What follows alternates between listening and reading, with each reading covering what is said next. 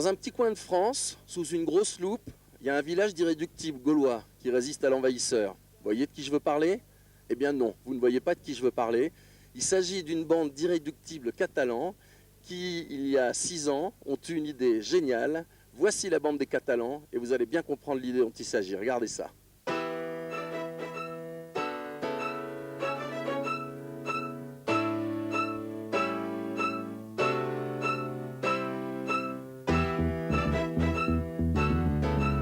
Ce sont eux les irréductibles catalans à l'origine du festival. Une bande de copains réunis sous le label Club de l'Aventure qui, il y a encore à peine 8 jours, réglait les derniers détails de cette expédition.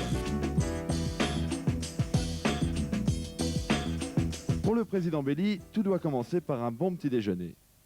Alors petit déjeuner, la rambalade. Alors attention, le petit déjeuner, la rambalade, tout le monde doit être là, hein, tout le monde doit être présent, parce que c'est très important, autrement cousin boit trop.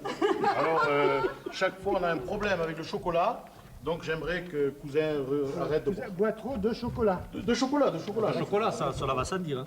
Le club d'aventure a démarré par une quinzaine de copains qui ont, avec l'appui de M. Blanc, maire des Angles, et le conseil municipal, on a tenté une grande aventure, c'était de créer un festival. Petit village de 300 habitants, on a réussi à monter un petit truc. Et petit à petit, on a réussi à structurer le club, qui est une association loi 1901, qui fonctionne d'une manière parfaite. Les gens ont tous leur place. Je dois citer Paul Laborde, qui est notre chef du protocole, et qui s'y emploie d'une manière admirable, mais chacun fait sa place, chacun prend son boulot. Il n'y a que le président qui ne travaille pas, c'est d'ailleurs pourquoi ils m'ont nommé président, parce qu'ils ont pris le plus gros, le plus feignant.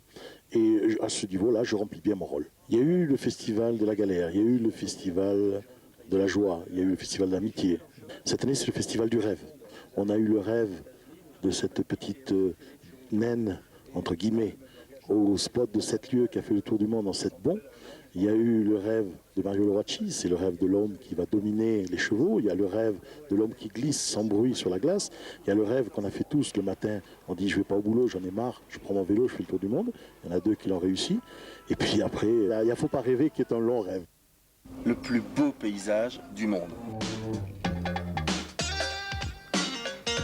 L'aventure, c'est un mode de vie, c'est un choix de vie, c'est une liberté et faire des choses peut-être comme on les sent, comme on en a envie.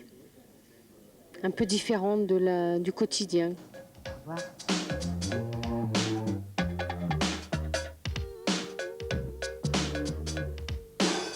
Effectivement, je crois que ce qui est important, bon, pour les gens, ils viennent ici pour voir du rêve, etc. Donc on ne va pas leur parler du bordel. Mais quelqu'un comme toi, qui est quelqu'un d'averti, derrière, c'est beaucoup de travail. C'est d'abord un financement à trouver. C'est quand même un budget de 4 millions de francs. C'est 6 voyages à organiser. C'est les contacts sur place à prendre, c'est le matériel cinéma, c'est prévoir donc les bonnes caméras, c'est prévoir, c'est se méfier aussi du froid, du gel, des machins. On avait des batteries lithium, hein. Donc on avait un stock de batteries lithium et tout. C'est faire gaffe au matériel, tout. Enfin, c'est vrai que c'est plein de petits détails et t'as pas le droit à l'erreur. Donc c'est une énorme préparation, mais bon, ça fait partie du boulot, hein. Champion du monde de vitesse à ice surfing. C'est ça un ice surfing, Serge? Oui, c'est un ice surfing. Vous voyez, c'est un plateau qui ressemble à quoi? planche à voile. Planche à voile? Ça n'a rien d'une planche à voile, ça. Oui, un petit funboard avec les footstraps. Ça y ressemble, on a les mêmes sensations dessus.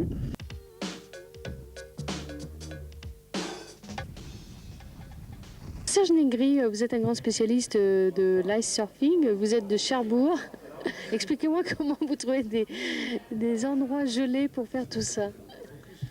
Eh bien, déjà, j'ai découvert l'ice surfing aux États-Unis au cours d'un championnat du monde de Spitzel, parce qu'avant donc de pratiquer ce sport, je faisais différents championnats en Spitzel, soit en Hollande, aux États-Unis. Et donc, comme j'ai un goût pour l'aventure et de nouvelles sensations, un ami américain m'a invité à un championnat du monde open qui se déroulait donc aux États-Unis. Et je me suis entraîné 1 mois sur place avec du matériel québécois. Et ça m'a permis donc de terminer 5e pour ma première participation. Et de là, j'ai voulu continuer puisque j'ai eu des super sensations à pratiquer ce sport. Et donc maintenant, tous les ans, je voyage à droite et à gauche, aux États-Unis, au Canada, en Finlande, en Pologne, un petit peu partout. Là où c'est gelé, où il y a des lacs, des lacs ou de la banquise pour terrain de jeu, quoi. Et bon, à part les compétitions vraiment de la surfing, je crois que tes projets, c'est vraiment justement d'aller dans des endroits où il y a des découvertes ou de traverser la baie d'Hudson, etc.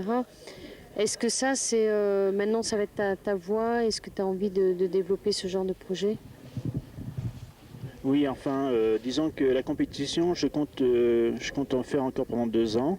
Et par la suite, essayer de promouvoir ce sport, d'une part, et faire des expéditions à droite à gauche. Donc mon gros projet actuellement, c'est la traversée de la baie d'Hudson, 1700 km en ice surfing, dans des conditions extrêmes, comme tu connais, dans les moins 40 à moins 50 degrés, pendant 1 mois, puisque je compte faire cette expédition sur 1 mois, voire 1 mois et demi, entouré pour toute ma sécurité avec 2 Indiens Inuits, parce que bon, dans cette région, il y a énormément d'ours blancs.